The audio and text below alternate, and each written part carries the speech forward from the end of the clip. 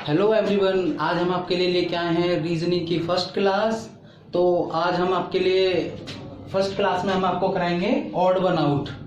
अगर आप सैनिक स्कूल, मिलिट्री स्कूल और नवोदय स्कूल की तैयारी कर रहे हैं तो ये आपके लिए बहुत बेनिफिशियल रहने वाली है। तो चलिए देखते हैं किस तरीके से ऑड वन आउट को करते हैं। देखिए, सबसे पहले तो हम इसका नाम समझते हैं। रीजनिंग का दूसरा नाम इंटेलिजेंस भी है। अगर आप इसको पेपर में देखेंगे तो इंटेलिजेंस के नाम से भी आती है और रीजनिंग के नाम से भी आती है। दूसरा इसका क्या है कि जो क्वेश्चन आते हैं वो कभी कभी ऑड वन आउट के नाम से भी आते हैं। दूसरा क्लासिफिकेशन के नाम से भी आ जाते हैं। थर्ड इसमें डिफरेंट वन के नाम से भी आता है। और एक इसमें फोर्थ जो नाम है वो है लीस्ट लाइक। लीस्ट लाइक तो इसमें कभी भी कंफ्यूजन नहीं रखनी है क्योंकि इसके चारों नामों से क्वेश्चन आते हैं, ठीक है ना। तो करना सभी में ऑड वन आउट है। तो चलो देखते हैं कैसे करते हैं। देखिए इसमें क्या है, इसको ऑड वन आउट के दो तीन तरीके हैं करने के। तो फर्स्ट टाइप जो है वो है लेटर बेस्ड। लेटर बेस्ड में क्या होता है, कुछ लेटर्स होते हैं उसमें कुछ हमें कॉमन देखना पड़ता है। तो 3 तो इसमें किसी ना किसी बेस पे कॉमन होंगे और जो फोर्थ होगा वो डिफरेंट होगा, तो वही उसमें आंसर होता है। तो चलिए देखते हैं। जैसे फर्स्ट क्वेश्चन है इसका बच्चों, ऑप्शन ए है एम, ऑप्शन बी है यू और ऑप्शन सी है आई और ऑप्शन डी है ए। तो इसके ऑप्शन से अगर हमें एक चीज देखने को मिल रही है कि आपने वोवेल्स तो पढ़े होंगे, ए ई आई ओ, ए ई आई ओ यू। देखिए वोवेल्स तो ये होते हैं और हम इसके 3 ऑप्शन देखें, यू है, आई है, ए है। लेकिन इसमें जो वन ऑप्शन है ना, ए ऑप्शन है, उसमें दे रखा है एम और एम तो कॉन्सोनेंट्स होता है, इसीलिए इसका आंसर आ जाएगा ऑप्शन ए। ओके, चलिए सेकंड क्वेश्चन करते हैं। सेकंड क्वेश्चन है V Y X W J M L K C G E F और पी एस आर क्यू, ये फोर्थ ऑप्शन था। इसको देखें तो इसमें क्या सिमिलरिटी हमें मिल रही है। इसमें ना एक सीरीज चल रही है, इसी के अंदर ऑप्शन के अंदर ही सीरीज है। जैसे सीरीज में क्या है बच्चों, देखो ये है वी, वी के तुरंत बाद इधर क्या है डब्ल्यू और एक्स और वाई ये दोनों साथ साथ के इधर की तरफ, एरो की तरफ। अब जे के बाद इधर क्या है के और इधर क्या है एल एम, ये साथ साथ के। ऐसे ही देखो पी के बाद क्यू है, क्यू के बाद आर और एस इधर देखो साथ साथ के। बट इसमें क्या है, सी के बाद यहाँ पे क्या आना था डी, लेकिन दे क्या रखा है एफ, इसलिए ये इसका आंसर हो जाएगा। ओके, चलिए देखते हैं थर्ड क्वेश्चन। थर्ड क्वेश्चन में आप देखेंगे इसमें गैप है। जैसे बी के बाद सी का गैप डी और डी के बाद ई का गैप एफ। बी ऑप्शन में क्या है, एस के बाद टी का गैप कर रखा है यू, यू के बाद फिर वी का गैप कर रखा है डब्ल्यू।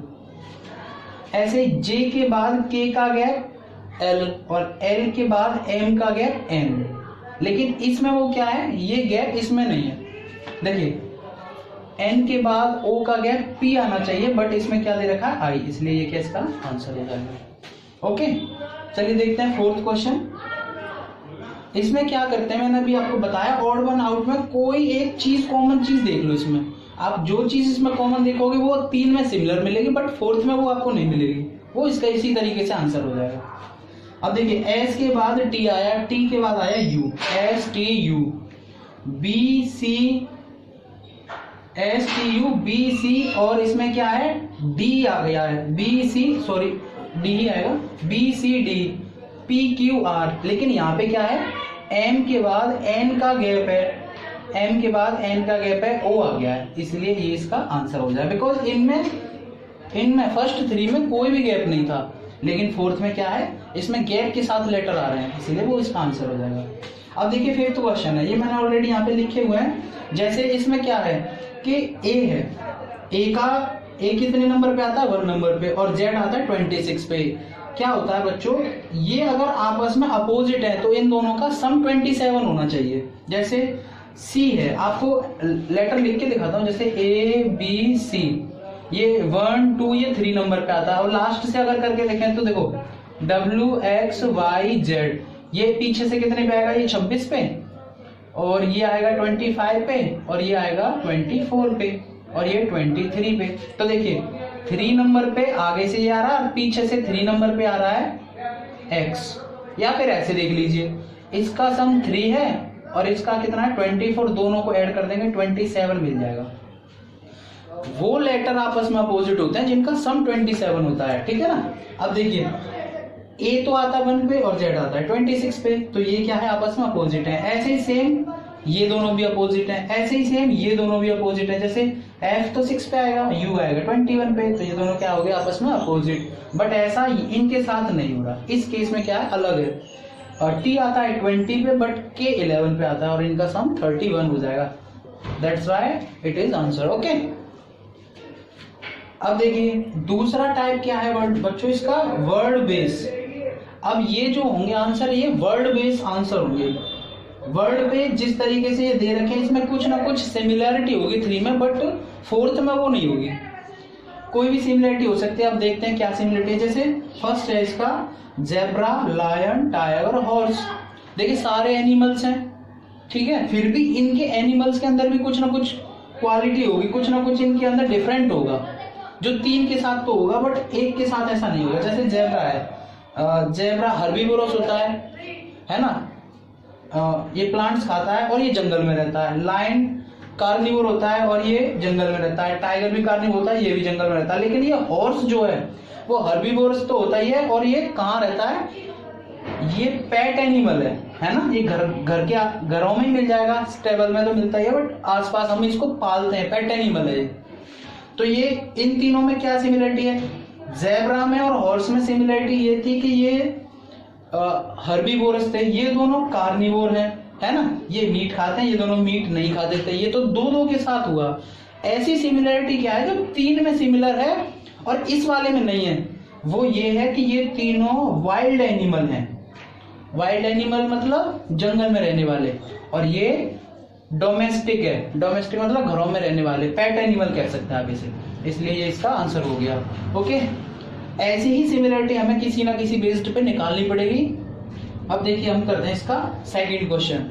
सेकंड क्वेश्चन है मैंगो, ऑरेंज, एप्पल और पपाया। अब देखिए ये तो सारे फ्रूट्स होते हैं। अब फ्रूट्स में क्या कुछ हो सकता है, फ्रूट्स ऐसा तो होता नहीं कि ये कुछ और हो। जैसे मान लो फ्रूट्स तो फ्रूट्स ही होता है बच्चों, फ्रूट्स में तो क्या चेंज होना, बट इसमें भी आपको कुछ ना कुछ आंसर निकालना पड़ेगा, ठीक है ना।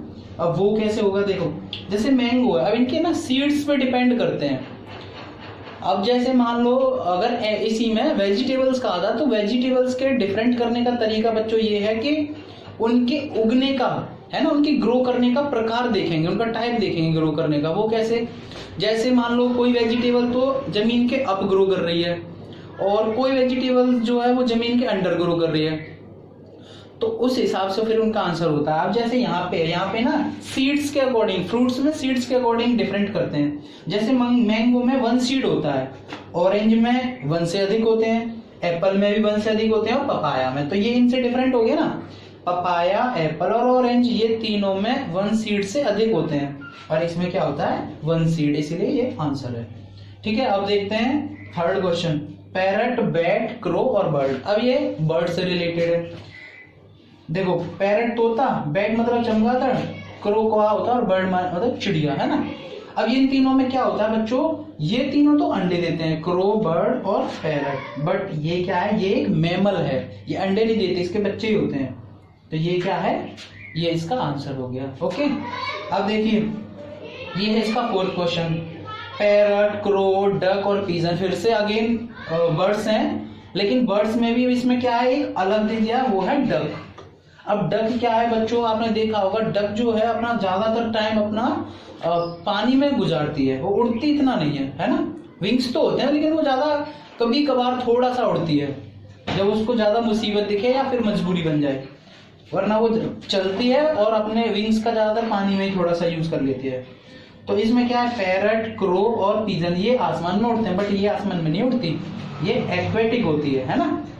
ये ज्यादातर टाइम अपना पानी में बिताती है, विंग्स होते हैं, इसलिए इतना ज्यादा उड़ती नहीं है। ये आपको आसमान में मिल जाएंगे देखने को, है ना, इसलिए ये क्या है, इसका आंसर हो गया। अब देखिए ये है फिफ्थ क्वेश्चन, वर्ड बेस्ड का ये लास्ट क्वेश्चन है। देखिए इसमें क्या है, मंथ नेम है। अब मंथ तो सेम है, मंथ में क्या चेंज होना, लेकिन इसमें भी बच्चों कुछ ना कुछ ऐसा होगा डिफरेंट जो इसको अलग कर देगा। देखिए मंथ में हम ज्यादातर देखते हैं फरवरी है, उसके ही ज्यादातर फरवरी के डेज ही थोड़ा सा डिफरेंट होते हैं, बाकी सब में 31 30 है ना, 28 29 30 में ही कम होते, सॉरी फरवरी में ही कम होते हैं।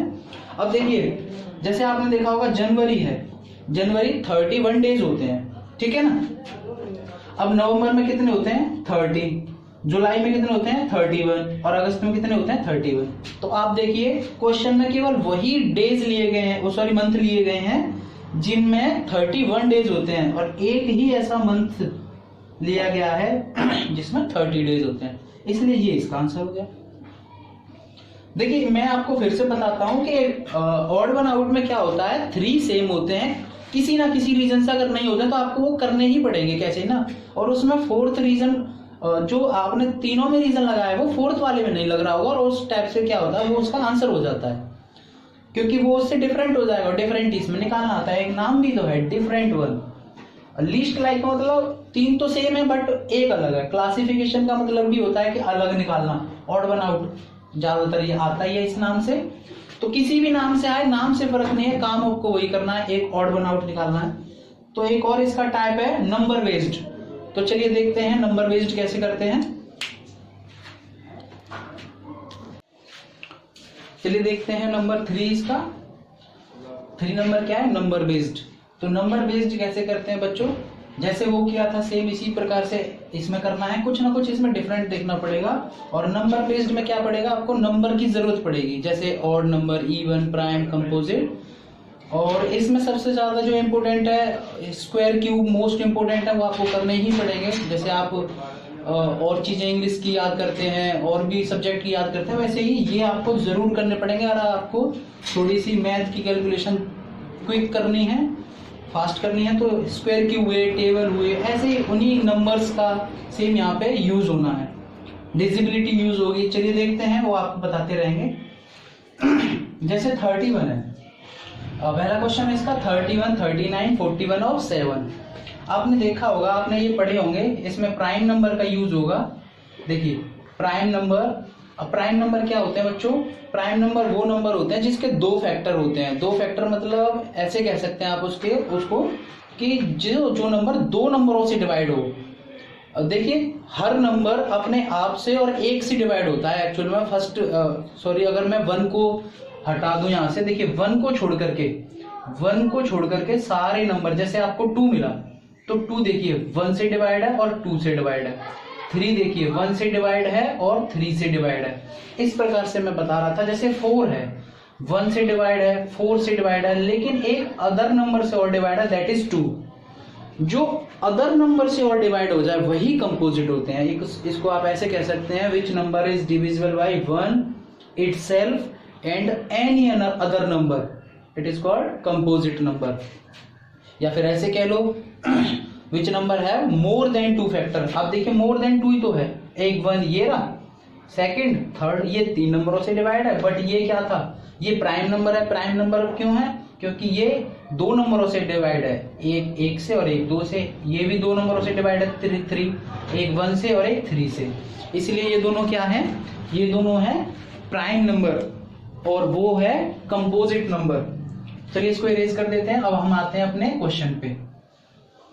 क्वेश्चन क्या है कि इसमें आपको आंसर बताना है और वो है नंबर बेस्ड। नंबर बेस्ड ही है, इसलिए है क्योंकि देखिए 31 होता है प्राइम नंबर, इसमें केवल 2 फैक्टर होते हैं। 31 में किसी की टेबल नहीं जाती, 1 की जाती है और अपने आप की खुद की जाती है। और ऐसे ही सेम इसके लिए है, 41 में भी किसी की टेबल नहीं आती और ना ही जाती है बच्चों 7 में। इसीलिए ये क्या है, ये है प्राइम नंबर। और ये क्या है 39। 39 है बच्चों कंपोजिट नंबर, बिकॉज 39 में 3 की टेबल जाएगी, 13 की जाएगी, खुद की जाएगी, 39 की 1 की जाएगी। तो इसलिए इसके 39 के जो फैक्टर है, देखो 1 हो गया, एक 3 से हो गया, एक 13 से हो गया और एक 39 से हो गया। अब आप मुझे बताइए, जब इसमें इतने सारे टेबल से डिवाइड जाएगा तो ये कंपोजिट नंबर तो ऑटोमेटिकली हो गया है ना, और ये इसका आंसर हो गया। अब हम आपको बताते हैं क्वेश्चन नंबर 2। अब देखिए ये है 1331, 216, 512 और 625। अगर आपको क्यूब अच्छे से पता है, क्यूब मतलब बच्चों जैसे मान लो 6 की पावर 3 है, 6 की पावर 3 का मतलब होता है 6 मल्टीप्लाई 6 मल्टीप्लाई 6। अगर किसी की पावर 3 लग जाती है तो उसका मीनिंग होता है, उसको बोलते कैसे हैं, 6 का क्यूब, है ना, क्यूब ऑफ 6, कुछ भी बोल लीजिए। अब आप क्या करेंगे, उस टाइम 3 टाइम्स मल्टीप्लाई कर देंगे 6 का, 6 6 36 और 36 इंटू 6 होता है 216। तो देखिए ये है आपका 216 है 6 का क्यूब, 512 है 8 का क्यूब और 1331 ये होता है बच्चों 11 का क्यूब। जब आप 11 इंटू 11 इंटू 11 करेंगे तो 1331, ये आप याद कर लेना क्योंकि इस वाले चैप्टर में ऑड वन आउट में विशेष जरूरत है इसकी, ठीक है ना। तो ये आपकी क्यूब है, बट ये किसी का क्यूब नहीं है, 625 कोई क्यूब नहीं होता, ठीक है ना, इसलिए ये इसका आंसर हो जाएगा। अब देखिए क्वेश्चन नंबर 3, क्वेश्चन नंबर 3 है 78, 96, 69, 52 और 87। अब देखिए इसमें है 5 ऑप्शन, तो उससे कोई फर्क नहीं पड़ता, इसमें 4 सेम होंगे और एक कोई ऑड होगा, लेकिन काम वही करना है, किसी ना किसी प्रकार से आपको एक ऑड निकालना है। अगर हम नंबरों की बात करें तो इसमें कई सारे कंपोजिट नंबर हैं, है ना, कंपोजिट नंबर है। अब आप ये नहीं कहेंगे कि सर 4 इसमें कंपोजिट है और एक ऑड है, मतलब ऑड है या फिर प्राइम है, लेकिन हमें करना ये होता है कि 4 सेम करने होते हैं, चारों में वो क्वालिटी होनी चाहिए, एक में नहीं होनी चाहिए, है ना, ऐसा नहीं कि एक में नहीं है, कुछ ना कुछ इसमें ऐसा देखेंगे। अब देखिए जैसे 78 है, 78 का सम करके देखिए, 7 + 8 कितना हो जाएगा 15 और 9 + 6 कितना हो जाएगा 15, 6 + 9 कितना हो जाएगा 15, 8 + 7 कितना हो जाएगा 15 और इसका सम कितना होगा 7, इसलिए ये क्या है बच्चों ऑड है, ठीक है ना, चारों में वो चीज होनी चाहिए और एक में ना हो, है ना, तब जाके फिर ऑड वन आउट निकल आता है। अब देखिए इसका है क्वेश्चन नंबर 4, क्वेश्चन नंबर 4 में देखेंगे, ये तो बहुत ज्यादा ही सरल है। देखिए 1 2 2 1 23 32 34 43 55 और ये क्या है 65, इसमें तो कोई कॉम्बिनेशन नहीं बना, इसलिए ये क्या है इसका आंसर। अब हम करते हैं इसका 5th पार्ट, 5th क्वेश्चन। अब देखिए 5th क्वेश्चन थोड़ा सा लॉजिकली है, मैंने अभी बताया आपको स्क्वायर क्यूब आपको मोस्ट इंपोर्टेंट है, याद करने ही पड़ेंगे अगर आपको ये आसानी से समझने हैं। तो इसको समझने के लिए स्क्वायर क्यूब टेबल और डिजिबिलिटी और नंबर्स, ये इसका बेसिक है। इसकी वीडियो मैंने अपने यूट्यूब चैनल पर डाल रखी है, अगर आपने नहीं देखी है तो प्लीज मेरे यूट्यूब चैनल पर जाके देखें। देखिए मैं आपको बताता हूँ इसको कैसे करते हैं। इसमें क्या है कि देखिए 13 का तो क्यूब है, 13 का क्यूब होता है बच्चों 2197 और 13 का ही स्क्वायर इसमें से माइनस कर दिया है, 13 का स्क्वायर होता है 169। अब देखिए आप माइनस कीजिए, 17 में से 9 जाएंगे 8 बचेगा, यहाँ पे 8 में से 6 जाएंगे 2 और 1 में से 1 जाएगा 0 और 2 का 2, देखिए 2028, ये इसका आंसर आ गया, है ना। 11 का क्यूब होता है 1331 और उसका स्क्वायर होता है 121 और आप जब इसमें से माइनस करेंगे तो क्या बचेगा 1210, 1210 ये बच गया। और ऐसे ही बच्चों जब आप 9 का क्यूब और 9 का स्क्वायर माइनस करेंगे तो तब आपका ये आएगा। देखिए 9 का क्यूब होता है आपका 729 और 9 का स्क्वायर होता है 81, तो ये कितना बचा, यहाँ से बच गया 8 और 12 में से 8 जाएंगे बचेगा 4 और यहाँ बचेगा 6, देखिए ये आ गया। तो ये वाला और ये सेकंड ऑप्शन और थर्ड ऑप्शन ये बिल्कुल सिमिलर चल रहे थे, बट ये इसके साथ ऐसा नहीं है। इस कंडीशन में क्या है, इसका आंसर ये नहीं आता 36, इसलिए ये क्या है बच्चों इसका answer C option is right, है ना। अब हम करते हैं नेक्स्ट क्वेश्चन, आप करके देख लीजिए, चलो करके देख लेते हैं। देख 7 का क्यूब होता है 343 और इसका स्क्वायर होता है 49, माइनस करेंगे तो 13 में से 9 जाएंगे 4 और यहाँ पे बचे 3 में से मतलब 13 में से 4 जाएंगे बचेगा 9, देखिए कुछ और ही आ रहा है ना, तो ये क्या है इसका आंसर अलग आएगा। ये क्वेश्चन है लास्ट, इसको देखते हैं। देखिए मैंने इसका यहाँ पे लिख रखा है, जैसे D4 नंबर पे आता है, R18 G7 पे और M13 पे और T20 पे। अब देखिए यहाँ पे D आता है 4 पे, R आता है 18 पे और इन दोनों का जो बच्चों सम करेंगे वो यहाँ पे लिख दिया। इसका मतलब जो लेटर्स हैं, लेटरों का जो सम आएगा वो यहाँ पे आएगा बीच में। G आता है 7 पे और m आता है 13 पे, बट यहाँ पे सम जो लिख रखा है वो है 29, जो कि इसका रॉन्ग है, सम तो होगा 20। और देखते हैं t आता है 20 पे और p आता है 16 पे, दोनों का सम कितना आ जाएगा 36। v आता है 22 पे और b आता है 2 पे, दोनों का सम कितना होगा 24। लेकिन इस केस में क्या है, वो इस केस में ये ऐसा नहीं है, इसमें सम कितना आना था 20, इसलिए ये क्या है इसका आंसर। आई होप कि आपको ये समझ में आया होगा ऑड वन आउट, और इसकी आगे की वीडियो में आपको कल प्रोवाइड कराऊंगा।